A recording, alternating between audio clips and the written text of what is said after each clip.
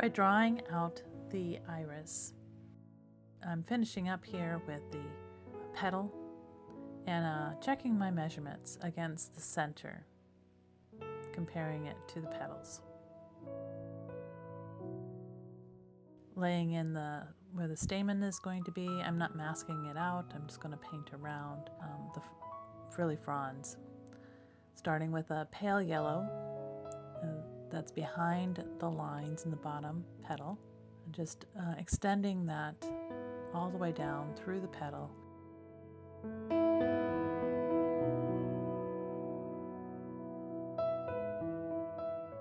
Then I'm bringing the purple back in and also making it look like lines, so you're still seeing the yellow through it. Kind of filling that in, making it solid toward the bottom, leaving it loose toward the top. And this is all just laying in the first layers of paint. I'll come in with subsequent layers after I put in the lines. I'm going to come in with a damp brush and just kind of mix those colors a little bit, allowing it to blend a little bit more. It's all working a little bit wet into wet. The yellow is still wet underneath the purple. Not soaking wet, just damp, so it moves. And work on the next petal. Again, bring in the pale yellow, and it's a little bit warmer down on the edge, so I bring in a little bit warmer yellow. And then the purple on the other side, blending it into the pale yellow.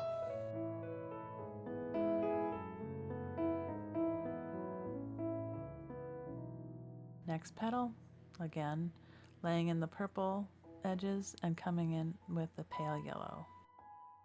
This time I did the opposite way and did the warm yellow first, bringing it down and mixing it into the purple.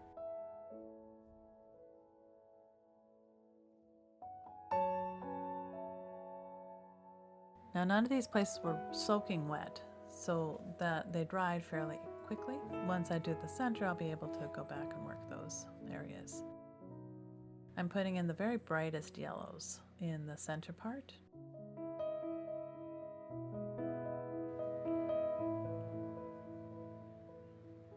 And I'll come back and do the rest at another time. A little bit pale back here, just getting in those lighter colors of the background.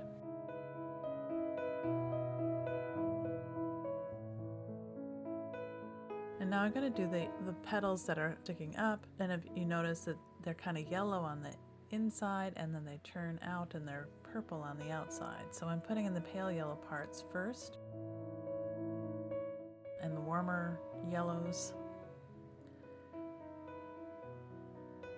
and the places where they kind of flip and turn, just kind of trying to create that with the brush strokes, making sure that my brush strokes are similar to the direction of the lines in the petals.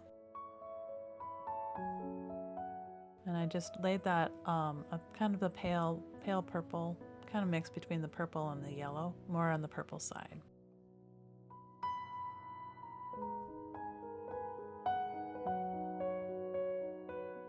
And then shaping that purple as it folds over. Now I'm going to work on the other one, and it has a nice fold in it. And again, just making sure that my petal lines are similar to the ones in the photo, because that's going to make it look like it has tips and turns.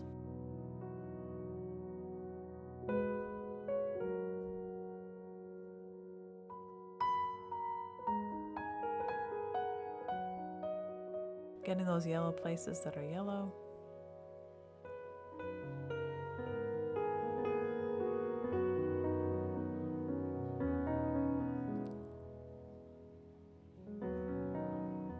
Laid in the yellow first and then coming back in with some purple. Just again creating that wet into wet sense of line work. And I can come back in when it's dry and do more details and create some more tips in my petal.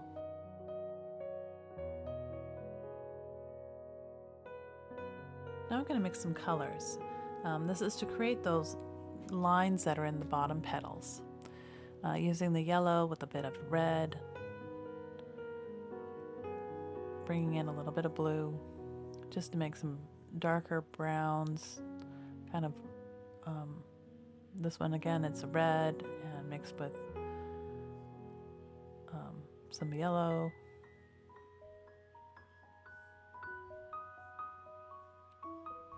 Yellow mixed with red, bringing in some blue until it makes more of an ochre color.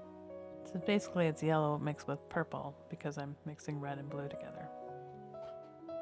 Just one at a time. And then I'm going to come back in with a really fine brush and lay in all the lines. Some of them are broken, some of them bend off to the edge. They tend to curve away from the center.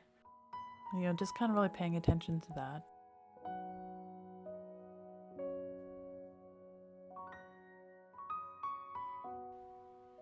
And again, it's paying attention to what it is doing and the direction the lines are going.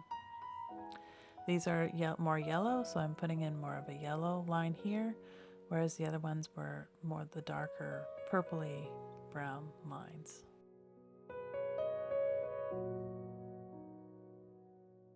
Now if I didn't do enough color behind, I can come back in and do some more layers of color over the top.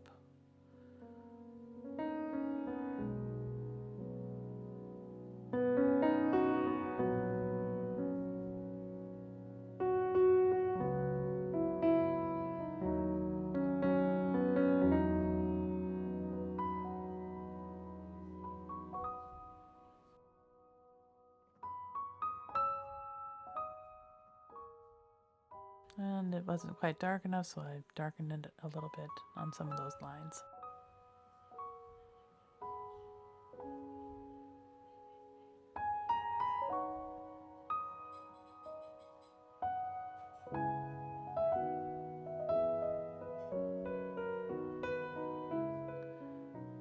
And these are a little bit on the browner side, not so purple, more yellow. And again, they're going toward the edge and just creating those little spider web-like lines.